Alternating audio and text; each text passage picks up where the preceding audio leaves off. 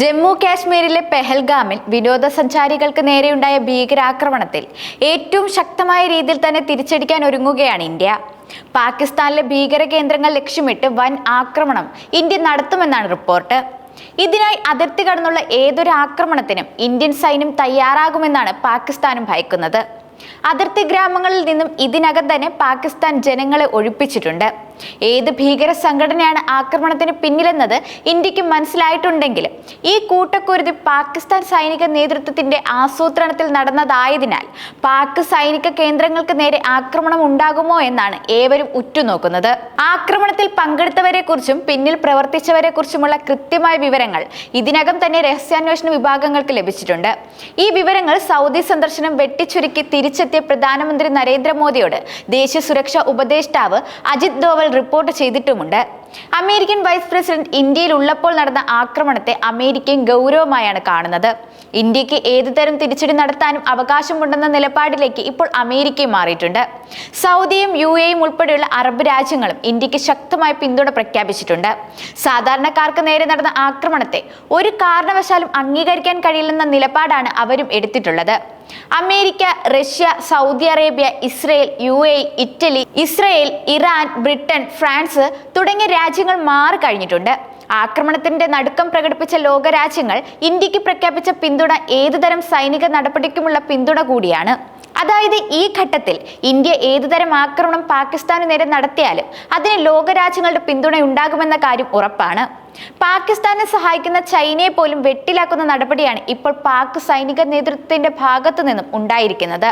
പാക് സൈനിക മേധാവിയുടെ ഇന്ത്യക്കെതിരായ പരസ്യമായ വിദ്വേഷ പ്രസംഗത്തിന് തൊട്ടു പിന്നാലെയാണ് തീവ്രവാദികൾ പെഹൽഗാമിൽ ആക്രമണം നടത്തിയിരിക്കുന്നത്. നോർത്തേൺ കമാൻഡ് ഉൾപ്പെടെയുള്ള വിവിധ സേനാ സംവിധാനങ്ങൾ എന്തിനും തയ്യാറായാണ് നില ഉറപ്പിച്ചിരിക്കുന്നത്. കരസേനയ്ക്ക് പുറമെ നാവിക വ്യോമസേനകളും നിർദ്ദേശത്തിനായി കാത്തിരിക്കുന്ന സാഹചര്യത്തിലാണുള്ളത്. ആക്രമണത്തിൽ പങ്കില്ലെന്ന് വ്യക്തമാക്കി പാകിസ്ഥാൻ രംഗത്ത് വന്നിട്ടുണ്ടെങ്കിലും ഈ വാദത്തെ തള്ളിക്കളയുകയാണ് ഇന്ത്യ ചെയ്തിരിക്കുന്നത്. പാക് സൈന്യവും ISIയും പ്ലാൻ ചെയ്ത ഭീകരതയിലൂടെ നടപ്പിലാക്കിയ കുറ്റകൃത്യമാണ് കാശ്മീരിൽ നടന്നതെന്നാണ് ഇന്ത്യൻ രഹസ്യാന്വേഷണ ഏജൻസികൾ വിലയിരുത്തുന്നത്. പെഹൽഗാം ഭീകരാക്രമണത്തിന്റെ ഉത്തരവാദിത്തം ഏറ്റെടുത്ത ദ റെസിസ്റ്റന്റ് ഫ്രണ്ട് എന്ന TRF പാകിസ്ഥാൻ ഭീകര സംഘടനയായ ലഷ്കർ-ഇ-തോയ്ബയുടെ നിഴൽ ഗ്രൂപ്പാണെന്ന് ഇന്ത്യൻ ഏജൻസികൾ പറയുന്നത്. TRF അംഗങ്ങൾ ജമ്മുവിലെ കിസ്താറിൽ നിന്ന് കടന്ന് ദക്ഷിണ കാശ്മീരിലെ കൊക്കർനാഗ് വഴി ബൈസറിൽ എത്തിയിരിക്കാനാണ് സാധ്യതയെന്നും ഉദ്യോഗസ്ഥർ വിലയിരുത്തുന്നുണ്ട്. ഇതിനിടെ 2 കൊടും ഭീകരരെ സൈന്യം വെടിവെച്ച് കൊന്നിട്ടുമുണ്ട്. മേഖലയിൽ ഇപ്പോഴും ഭീകരർക്കായി തിരച്ചിൽ തുടരുകയാണ്. കേന്ദ്ര ആഭ്യന്തര മന്ത്രാലയത്തിന്റെ 2023 വിജ്ഞാപനം അനുസരിച്ച് ആർട്ടിക്കിൾ 370 റദ്ദാക്കൽ, 2019 ഓഗസ്റ്റിൽ ജമ്മു കാശ്മീരിന്റെ പ്രത്യേക പദവി എടുത്തുകളയൽ എന്നീ നടപടികൾക്ക് ശേഷമാണ് TRF എന്ന ഭീകര സംഘടന രൂപം കൊണ്ടിരിക്കുന്നത്.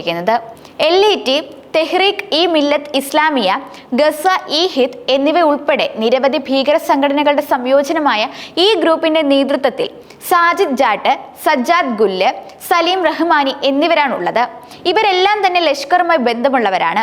ജമ്മു കാശ്മീരിലെ സമാധാന അന്തരീക്ഷം ഇല്ലാതാക്കൽ, നിരോധിത ഭീകര സംഘടനകളെ പിന്തുണയ്ക്കുന്നതിനായുള്ള ആയുധ വിതരണം, തീവ്രവാദികളെ റിക്രൂട്ട് ചെയ്യൽ, തീവ്രവാദികളുടെ നുഴഞ്ഞുകയറ്റം, അതിർത്തിക്ക് അപ്പുറത്തു നിന്ന് ആയുധങ്ങളും മയക്കുമരുന്നുകളും കടത്തുന്നത് തുടങ്ങിയ പ്രവർത്തനങ്ങളാണ് ഈ സംഘടനയുടെ നേതൃത്വത്തിൽ നടന്നു വരുന്നത്.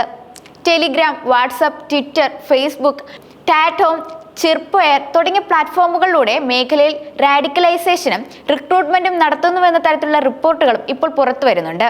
ഏപ്രിൽ 22 ജമ്മു കാശ്മീരിലെ പെഹൽഗാം ഭീകരാക്രമണത്തിൽ തമിഴ്നാട്, കർണാടക, കേരള, ഹരിയാന, മഹാരാഷ്ട്ര, ഗുജറാത്ത് എന്നിവിടങ്ങളിലെ 26 വിനോദസഞ്ചാരികളാണ് കൊല്ലപ്പെട്ടിരിക്കുന്നത്. ഇവരെ വരിയായി നിർത്തി മതം ചോദിച്ച ശേഷം വെടിവെച്ച് കൊല്ലുകയാണ് ഉണ്ടായത്. നിരവധി പേർക്ക് ഗുരുതരമായി പരിക്കേറ്റിട്ടുണ്ട്. വെടിവെപ്പ് നടത്തിയ ശേഷം തീവ്രവാദികൾ ഓടി രക്ഷപ്പെടുകയാണ് ഉണ്ടായത്.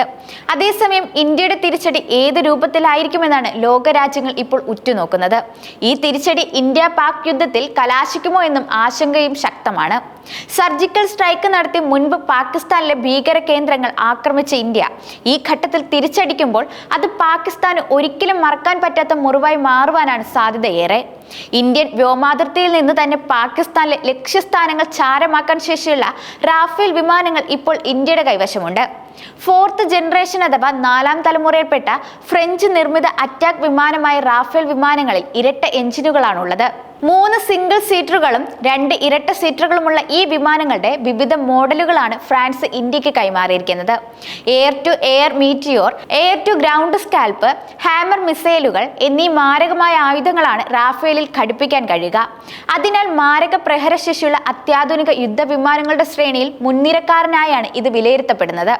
37 കിലോമീറ്ററോ അതിൽ കൂടുതൽ ദൂരമുള്ള വസ്തുക്കളെയോ നശിപ്പിക്കാൻ കഴിയുന്ന മിസൈലുകളാണ് ബിയോണ്ട് വിഷ്വൽ റേഞ്ച് മിസൈൽസ്. റാഫേലിൽ ഈ മിസൈലുകളുടെ പരിധി 150 കിലോമീറ്ററിലും അധികമാണ്. അതിനാൽ 150 കിലോമീറ്റർ അകലെ ഇന്ത്യയുടെ അതിർത്തിക്കുള്ളിൽ നിന്ന് തന്നെ പാകിസ്ഥാനെതിരെ റാഫേൽ വിമാനങ്ങൾക്ക് മിസൈൽ ആക്രമണം നടത്താൻ കഴിയും. കൂടാതെ വിമാനങ്ങൾക്ക് ലേസർ ഗൈഡഡ് ബോംബുകൾ വഹിക്കാനുള്ള ശേഷിയുമുണ്ട്. ഒറ്റത്തവണ ഇന്ധനം നിറച്ചാൽ 3700 കിലോമീറ്റർ ദൂരം വരെ പറക്കാൻ ഈ പോർ വിമാനത്തിന് കഴിയും. ഇത് എയർ ടു ഗ്രൗണ്ട് മിസൈലുകളാണ്. ശത്രു സൈന്യത്തിന്റെ ബങ്കറുകളോ പർവ്വത പ്രദേശങ്ങളിലുള്ള സൈനിക ഷെൽട്ടറുകളോ തകർക്കാൻ കഴിയുന്ന സവിശേഷതയാണ് ഈ മിസൈലുകൾക്കുള്ളത്. ലോകത്തിലെ ഏറ്റവും ശക്തമായ ഈ സംവിധാനം ഉപയോഗിച്ച് ഏത് പാകിസ്ഥാൻ വിമാനത്തെയും മിസൈലുകളെയും തകർക്കാൻ ഇന്ത്യൻ സൈന്യത്തിന് എളുപ്പത്തിൽ കഴിയും. അതേസമയം പാകിസ്ഥാനോടുള്ള നിലപാട് കൂടുതൽ കടുപ്പിച്ച ഇന്ത്യ സിന്ധു നദീജല കരാർ റദ്ദാക്കുന്നതുൾപ്പെടെ പ്രധാനപ്പെട്ട 5 തീരുമാനങ്ങൾ പ്രഖ്യാപിച്ചു കഴിഞ്ഞിട്ടുണ്ട്. 65 വർഷത്തോളമായി തുടരുന്ന സിന്ധു നദീജല കരാർ മരവിപ്പിച്ചത് പാകിസ്ഥാന്റെ അന്നം മുട്ടിക്കുന്നതും വരൾച്ചയിലേക്ക് നയിക്കുന്നതുമാണ്.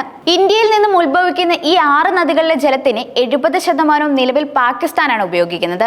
ഇന്ത്യ പാക് യുദ്ധസമയത്ത് പോലും സ്വീകരിക്കാത്ത കടുത്ത നടപടിയാണ് ഇപ്പോൾ ഇന്ത്യ സ്വീകരിച്ചിരിക്കുന്നത് എന്നതും ശ്രദ്ധേയമാണ്. പ്രധാനമന്ത്രി നരേന്ദ്രമോദിയുടെ അധ്യക്ഷതയിൽ ചേർന്ന സുരക്ഷാ കാര്യങ്ങൾക്കുള്ള ക്യാബിനറ്റ് കമ്മിറ്റിയാണ് ഇത് സംബന്ധമായി തീരുമാനമെടുത്തിരിക്കുന്നത്. ഇതിനു പുറമെ ഇന്ത്യ പാക് അതിർത്തികളും അടച്ചിട്ടുണ്ട്. അതിർത്തി കടന്നവർക്ക് മെയ് 1 മുൻപ് തിരിച്ചെത്താൻ പറ്റും. പാകിസ്ഥാൻ പൗരന്മാർക്ക് വിസ നൽകില്ല എന്നതാണ് മറ്റൊരു പ്രധാനപ്പെട്ട തീരുമാനം. SVES വിസയിൽ ഇന്ത്യയിലുള്ളവർ 48 മണിക്കൂറിനുള്ളിൽ തിരികെ പോകണം. പാകിസ്ഥാൻ ഹൈക്കമ്മീഷനിലെ പ്രതിരോധ ഉദ്യോഗസ്ഥരെയും പുറത്താക്കിയിട്ടുണ്ട്. ഇവർ ഒരാഴ്ചയ്ക്കുള്ളിൽ ഇന്ത്യയിൽ നിന്ന് പാകിസ്ഥാനിലേക്ക് പോകാൻ നിർദ്ദേശിച്ചിട്ടുമുണ്ട്.